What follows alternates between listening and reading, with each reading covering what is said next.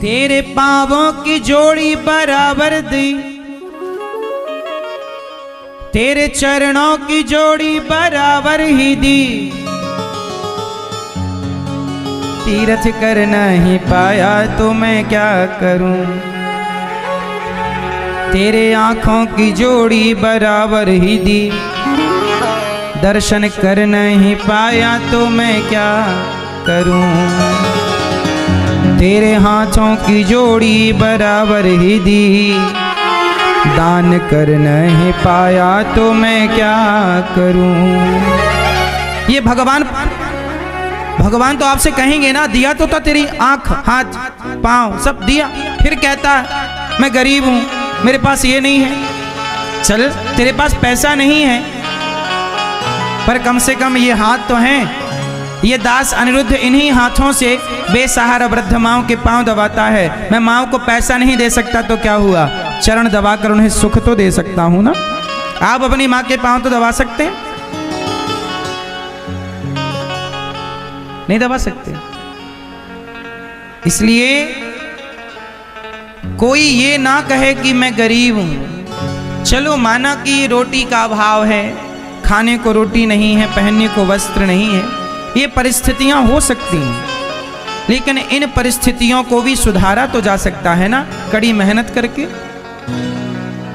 यदि आज आपके पास खाने को रोटी नहीं है तो शिकायत क्यों है? मेहनत करो ना साहब, कमाओ। सब कमा रहे हैं तो खा रहे हैं, ना कमाए तो कहां कोई खाने को दे। भगवान सब कुछ क्या करें यार, सोचो भगवान ने आपको इतना बढ़िया शरीर दे दिया, अब आगे का कुछ काम तो तुम कर लो ना। लोग कहते हैं कि भगवान होते तो लोग भूखे प्यासे क्यों मरते। अरे भाई, भगवान ने तुम्हें पांव दिया ना काम करने के लिए, चलो ना। हाथ दिया ना काम करने के लिए, करो ना। बुद्धि दी ना लगाने के लिए, दिमाग लगाओ ना, कमाओ ना पैसा। माँ बाप बच्चों को पढ़ा लिखा के बड़ा बना देते हैं। अब तुम्हारे माँ बाप ने तुम्हें सारी पढ़ाई पढ़ा दी, इसके बाद भी तुम भूखे मरो तो माँ बाप का कोई दोष है? तुमने कमा के खाया क्यों नहीं भाई साहब? ऐसे ही भगवान ने तुम्हें स्वस्थ शरीर दे दिया। तुम लंगड़े होते, तुम बहरे होते, तुम अंधे होते तो बात समझ में आती कि भाई तुम आश्रित हो ना किसी के, पर तुम तो स्वस्थ हो। फिर भी तुम दोषी भगवान को बनाओ, भगवान तेरा दोष है। नहीं साहब, कई बार हम दोष दूसरों का ढूंढते हैं, हम खुद का दोष नहीं देखते। अच्छा बताओ, हम गरीब रह गए, इसमें भगवान का दोष है कि हमारा ही दोष है? बोलो। हमारा पड़ोसी तरक्की कर गया और आप तरक्की ना कर पाए, किसका दोष है? तुम निंदा करने में लग गए, तुम चुगली करने में लग गए, तुम बढ़ते हुए के पांव पकड़कर खींचने में लग गए, तुमने अपनी पूरी एनर्जी उसे बदनाम करने में लगा दी। काश तुमने अपनी एनर्जी तुम अपने उत्थान में लगाते तो तुम भी तो विकसित हो गए होते, तुम भी तो तरक्की कर गए होते। आज का समाज क्या कर रहा है? कोई तरक्की कर जाए तो पूरी ताकत लगा करके उसे बदनाम करने की कोशिश करते हैं, उसे नीचे गिराने की कोशिश करते हैं। जितना समय तुमने दूसरों को नीचे गिराने में खर्च किया, इतना ही समय अपने ऊपर उठाने में लगाया होता तो तुम्हारा भी कल्याण होता। आज तुम्हारे गली में, तुम्हारे मोहल्ले में, तुम्हारे गांव में, तुम्हारे शहर में कोई तरक्की कर जाए तो बहुत कम लोग होते हैं जो तरक्की से प्रसन्न होते हैं। बाकी लोग जलने लग जाते हैं, यार ये तरक्की क्यों कर गया, इसने इतना पैसा क्यों कमा लिया। अरे भाई, उसने कमा लिया तो तुम्हारे पास भी तो दो हाथ दो पांव है, तुमने क्यों नहीं कमाया? तुम्हें किसने रोका है? तुम्हारा हाथ किसने पकड़ा? तुम भी कमाओ ना। भगवान ने तो शरीर सबके बराबर ही दिए हैं। 206 हड्डी उसके पास है, तुम्हारे पास भी 206 हड्डी ही लगभग। उसके शरीर में भी 7 किलो खून है, तुम्हारे शरीर में भी लगभग 7 किलो खून है। उसकी भी 2 आंख है, तुम्हारी भी 2 आंख है। बोलो हाँ। मेरा मानना है कि कभी किसी को ना देखा जाए, खुद को देखा जाए। किसे देखा जाए मेरी मां? बोलो, किसे देखा जाए? जोर से। किसको? किसी को ना देखा जाए। बुरा जो देखन में चला, बुरा ना मिलिया कोई, जो दिल खोजा आप ना हमसे बुरा ना मेरे नौजवान दोस्तों, मेरे भाइयों, मेरी बहनों, तरक्की करना है तो मंत्र दे रहा हूं, याद कर लेना। तरक्की वही कर सकता है जो व्यक्ति कभी किसी के दोष नहीं देखता। यदि आपने किसी में बुराई देखी, किसी का दोष देखा, आप तरक्की नहीं कर पाओगे। दोष देखना है तो स्वयं के देखो, बुराई देखनी है तो स्वयं की देखो कि मैं कितना बुरा हूं। जब आप अपनी बुराई देखने लग जाओगे, जब आप अपने दोष देखने लग जाओगे, तो आप सुखी हो जाओगे। लेकिन समस्याएं ये है कि व्यक्ति अपने को नहीं देख रहा है, व्यक्ति दूसरे को देख रहा। सुखदेव भगवान ने राजा परीक्षित जी से कहा, वरीयाने सते प्रश्न क्रतो लोकहितं नृप आत्मवित् सम्मतः पुंसां श्रोतव्यादिषु यः परः निद्रया ह्रियते नक्तं व्यवायेन च वावयः दिवाचार्थे हया राजन् कुटुंब भरणेन वा। निद्रया, देखो परीक्षित जी को कहना पड़ा कि गुरुदेव मेरे जीवन में 7 दिन बाकी हैं। परीक्षित जी को कितने दिन में मरने का श्राप लगा? बोलो कितने दिन? हाँ, परीक्षित जी ने कहा मैं 7 दिन बाद मर जाऊंगा, बताओ मैं क्या करूं। सुखदेव भगवान बोले तुम भागवत सुनो। जिसका जीवन थोड़ा है, जिसकी आयु थोड़ी है, जिसकी यात्रा लंबी है, आप चिंता ना करें, आप प्रभु का चिंतन करें। जो कम समय में लंबी यात्रा करना चाहता है, आप केवल प्रभु का चिंतन करें। जो भागवत सुनता है वो 7 दिन में ही इतना पुण्यात्मा हो जाता है, उसका चित्त इतना निर्मल हो जाता है कि 7 दिन के सत्संग के पुण्य पर ही वह मोक्ष का अधिकारी हो जाता है। आप लोग जो बैठ के धाम में सुन रहे हो ना भागवत, ये बहुत पुण्य आपके द्वारा हो रहा, आप पता नहीं चलेगा आपको, लेकिन पुण्य। जैसे लकड़ी को अंदर ही अंदर दीमक खा जाती है। कौन खा जाता है? कौन खा जाता है? दीमक समझते हो ना? क्यों मैया? दीमक जानती हो? क्यों तुम्हारी दोस्ती है दीमक से? हाँ? तुम्हें फोन लगा लगा के भेजती हूँ उनके घर, जाओ खा लो। जैसे दीमक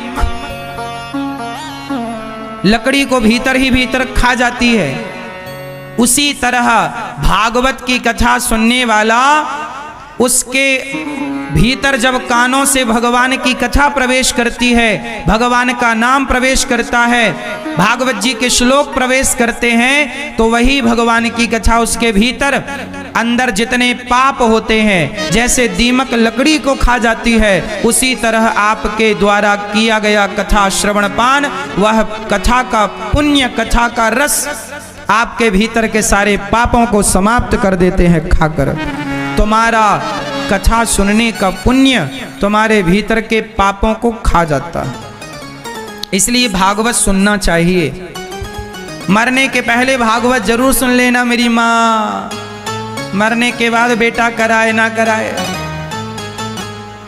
हम तो कहते हैं अपना जीते जी सारा काम कर लो, जीते जी। अभी 20 जनवरी से भागवत जी के पाठ बैठेंगे वृंदावन में। इस माघ के माह में जब भारत में कुंभ का मेला चल रहा हो, इस पावन कुंभ के पावन अवसर पर माघ के महीने में 20 तारीख से आप भी भागवत जी की पोथी पाठ बिठा करके अपने पितरों के लिए, अपने लिए, अपने बच्चों के आनंद के लिए, उनकी समृद्धि के लिए भागवत जी का एक पोथी पाठ बिठा सकते हैं वृंदावन धाम में। तो आप भी भागवत जी के पोथी पाठ बिठाएं, यदि मन है तो भागवत सुने। पोथी पाठ मतलब संपूर्ण भागवत जी ही सुनना, यही तात्पर्य है। भागवत सुनने वाला सब प्रकार का आनंद पा लेता है। सबको भागवत जरूर सुननी चाहिए, जैसे सबको गंगा जरूर नहाना चाहिए, जैसे सबको गौदान जरूर करना चाहिए। आना वृंदावन गौरी गोपाल गौशाला में दर्शन करना गायों का। दर्शन करना आपको अच्छा लगेगा। जैसे जीते जी गंगा स्नान जरूर करना चाहिए, गौदान जरूर करना चाहिए, ऐसे जीते जी भागवत जरूर सुनना चाहिए, जरूर भागवत की पोथी पाठ कराना चाहिए। 18,000 श्लोकों का संपूर्ण पाठ आपके नाम से, संकल्प से आपके लिए यह पुण्य का कार्य जब होता है, उस फल की प्राप्ति आपको होती है। तस्माद् भारत सर्वात्मा भगवान ईश्वरो हरि श्रोतव्यः कीर्तितव्यश्च स्मर्तव्यश्चेच्छिता भयम्। सुखदेव भगवान कहते हैं, राजन तुम कुछ भी करो, अंते नारायण स्मृति, कोशिश यही करो कि अंत में भगवान का स्मरण हो जाए। भगवान से यही प्रार्थना करो कि प्रभु हमारे हृदय में बस आप बैठ जाएं और आपका दर्शन करते करते जीवन पूरा हो। मरते समय ना क्या होना चाहिए बताओ? मरते समय क्या होना चाहिए? क्या होना चाहिए? मैया, ओ पंचायती मैया, मैया सुन रही हो न मान, या पंचायत कर रही हो माँ, ध्यान से सुन लो माँ। मरने वाले व्यक्ति को क्या करना चाहिए? इतना तो करना स्वामी, जब प्राण तन से निकले, गोविंद नाम लेकर मेरे प्राण तन से निकले। कोशिश यही करो कि जब हम मरे तो मृत्यु के समय भगवान का नाम मुख से निकले, नाम लेकर के मरे। इतना तो करना स्वामी, जब प्राण तन से निकले, गोविंद नाम लेकर मेरे प्राण तन से निकले। आना जरूर आना, राधे को साथ लाना, मुरली मधुर बजाना, जब प्राण तन से निकले। तो भगवान से यही प्रार्थना कि प्रभु जब मृत्यु का समय आए तो क्या होना चाहिए? मुख में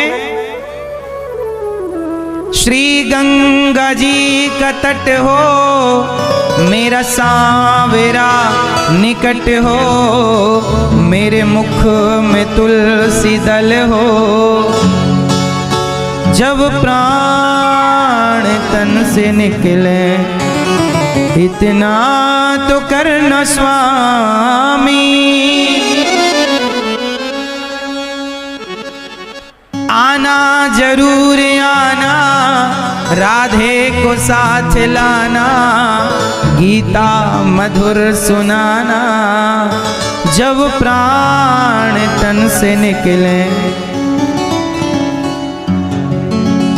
जब मौत कंठ आवे, कोई रोग ना सतावे, यम दर्शना दिखावे, जब प्राण तन से निकले। इतना तो करना स्वामी। हे स्वामी, हे श्रीमन नारायण, इतनी कृपा, हमारी वाणी सदा भगवान का नाम जपे, श्रीमन नारायण श्रीमन नारायण, और कुछ ना आए वाणी में, केवल भगवान का नाम, केवल प्रभु का नाम। हृदय में रखो भगवान के ध्यान को, वाणी में रखो भगवान के नाम को, आंखों में रखो भगवान की छवि को। कलयुग तुम्हारा बाल भी बांका नहीं कर सकता। जब आंखें भगवान के चरणों में लगी हो, वाणी भगवान का नाम जपने में लगी हो और हृदय में प्रभु का ध्यान हो, तो बताओ ये क्या करेगा कलयुग आपका? आज विडंबना ये है कि अब भगवान को भूल गए। जब भूल गए तो फिर पाप सवार हो गया। सुखदेव भगवान कह रहे हैं, हे परीक्षित, ज्यादा हाय हाय में ना उलझो। सत्याम क्षितौ किम कसिपो प्रयासैर बाहौ स्वसिद्ध्येयुपवर्हणै किम सत्यंजलौ किम पुरुधान्य पात्र्या दिग्वल्क्यलादौ सति किम दुकूलै। ज्यादा हाय हाय नहीं करना चाहिए।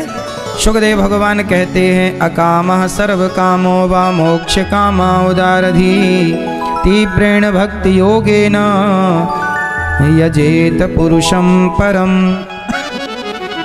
एक एक कामना के लिए एक एक देवता को प्रसन्न करना पड़ेगा, पर भगवान प्रसन्न तो सब प्रसन्न।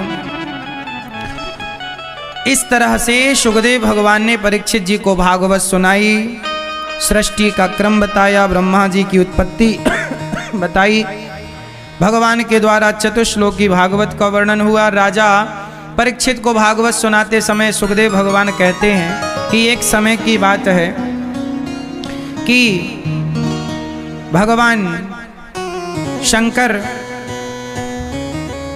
भगवान नारायण की नाभि से ब्रह्मा, ब्रह्मा जी से शंकर जी की उत्पत्ति हुई। भगवान विदुरानी के घर गए और छिलकों का भगवान ने भोग लगाया। भगवान क्या खाते हैं? अच्छा बताओ, भगवान को खाने में क्या पसंद है? क्या पसंद है? जो आप खवाएं भाव से, प्रेम से, छिलके खवाएं, चावल खवाएं, जूठे बेर खवाएं। भगवान प्रेम से हर वो वस्तु ग्रहण करते हैं जो भक्त श्रद्धा से खवाता है। विदुरानी के छिलके भगवान ने ग्रहण किए। विदुर जी, मैत्रेय जी जब भगवान लीला पूरी करके विदुर जी को याद किए और विदुर जी मैत्रेय जी के पास गए और मैत्रेय जी से कहा कि भगवान की हमें कथा सुनाइए। तब कथा सुनाई। भगवान नारायण की नाभि से कमल हुआ, कमल में ब्रह्मा जी प्रकट हुए, ब्रह्मा जी के ऋषि गण उत्पन्न हुए, फिर ब्रह्मा जी के शरीर से एक स्त्री और एक पुरुष का जोड़ा उत्पन्न हुआ। उसी जोड़े का नाम मनु और शत्रुपा है। मनु जी की कितनी बेटियां हुई? 3। कितने बेटे हुए? 2। आकुति, देवहूति, प्रसूति नाम की 3 बेटियां, प्रियव्रत, उत्तानपाद नाम के 2 बेटे। आकुति का विवाह रुचि प्रजापति से हुआ, जिनके यहाँ यज्ञ भगवान हुए। माता देवहूति का विवाह कर्दम ऋषि से हुआ, जिनके यहाँ 9 बेटियां और कपिल भगवान हुए। कर्दम जी की 9 बेटियों का विवाह ब्रह्मा जी के 9 मानस पुत्रों से किया और कपिल भगवान ने दिव्य ज्ञान दी अपनी माँ को, जिसे सांख्योपदेश कहते हैं। सांख्य का उपदेश क्या है? भगवान कहते हैं, अहम सर्वेषु भूतेषु भूतात्मा अवस्थितः सदा। हे माँ, मैं सब में हूँ, मुझे एक जगह ना देखा जाए। अच्छा ये बताओ, भगवान कहाँ हैं और कहाँ नहीं है? मैया, भगवान कहाँ नहीं है? मेरी माँ कहाँ नहीं है? चश्मा वाली मैया बताओ, भगवान कहाँ नहीं है? सब जगह है कि नहीं? बोलो हाँ कि ना। भगवान कहाँ है? कण कण में है। आप में से कितने लोगों ने भगवान को देखा है? किस किस ने भगवान को नहीं देखा? जो नहीं देखे वो हाथ उठाएं। किस किस ने ईश्वर को नहीं देखा? जो नहीं देखे वो कृपया हाथ उठा के हमें दर्शन दें। आपने दर्शन नहीं किया भगवान का?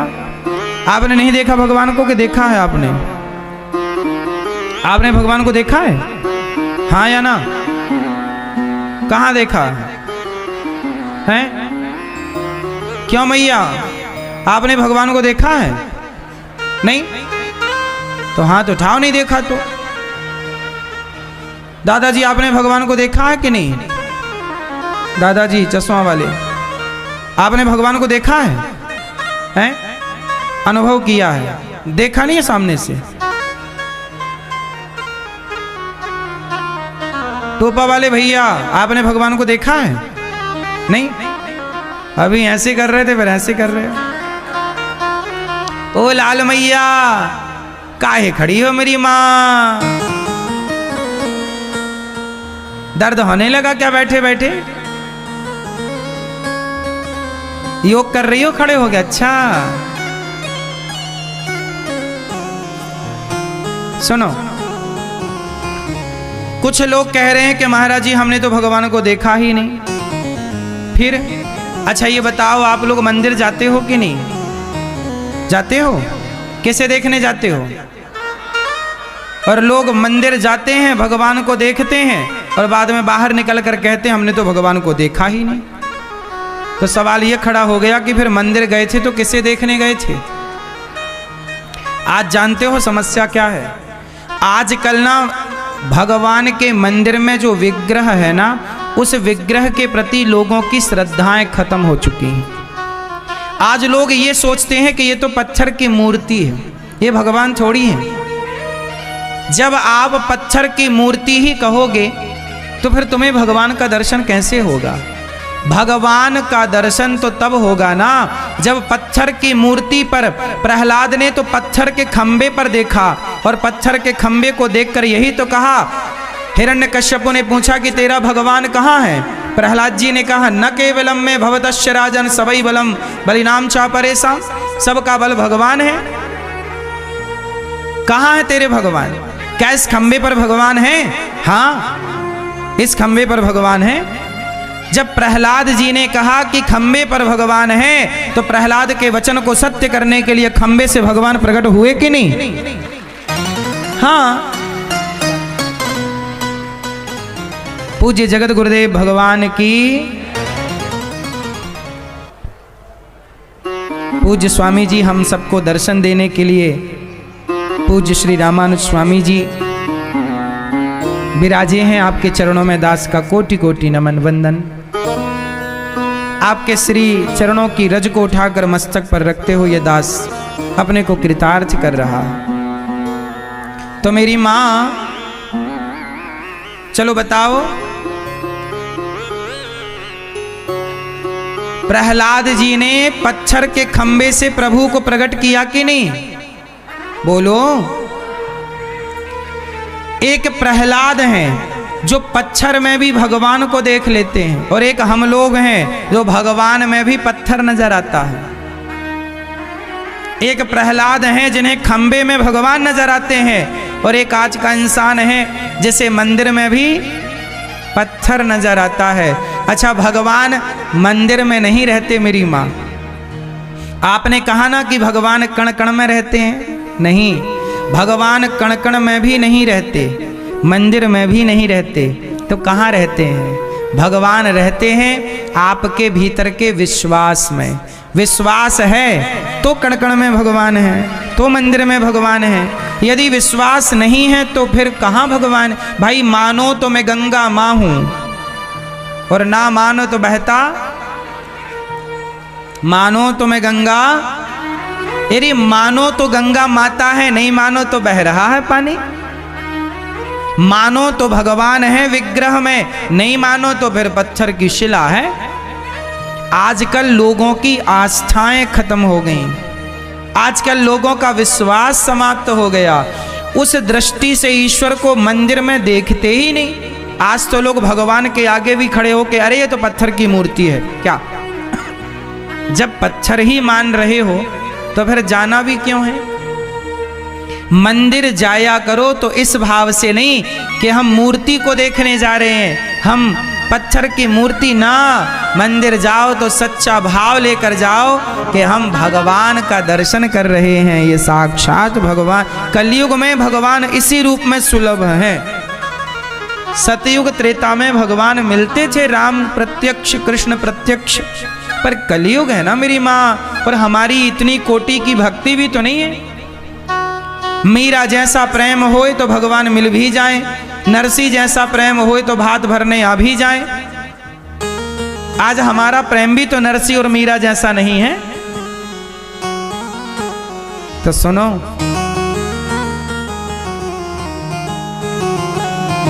सोना कितने रुपया तोला चल रहा है बाजार में? सोना 60-70 हजार होगा कि 50 चल रहा है? 70 हजार, 80? अरे 90 कौन कह रहा है भाई? 80। सुनो, माना कि सोना 60,000 रुपया तोला है, माना कि सोना 60